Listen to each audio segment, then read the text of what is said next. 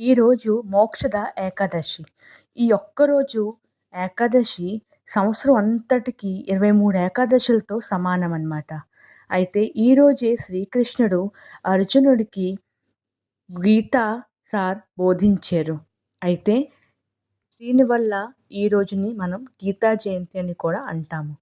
మోక్షద ఏకాదశి రోజే గీతా జయంతి కూడా వస్తుంది. అయితే మన చాగంటి గారు ఏం చెప్పారో ఒకసారి చూద్దాం.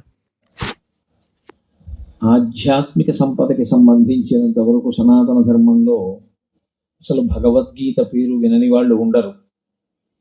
తెల్లవారు లేస్తే ప్రత్యేకించి న్యాయస్థానాల్లో మనం నిజమే చెప్తున్నాము అన్నప్పుడు భగవద్గీత మీద ఒట్టు పెట్టించడం అన్నది ఒక స్థితి.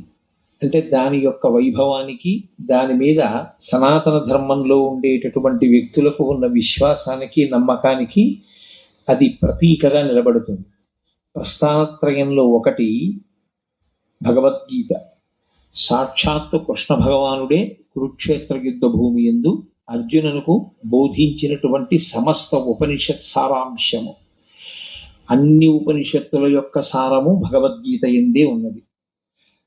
సాక్షాత్తు ఈశ్వరుడైనటువంటి కృష్ణుడే జగద్గురువుగా నిలబడి వసుదేవసుతం దేవం కంసచాణూరమర్దనం దేవకీ పరమానందం కృష్ణం వందే జగద్గురుం.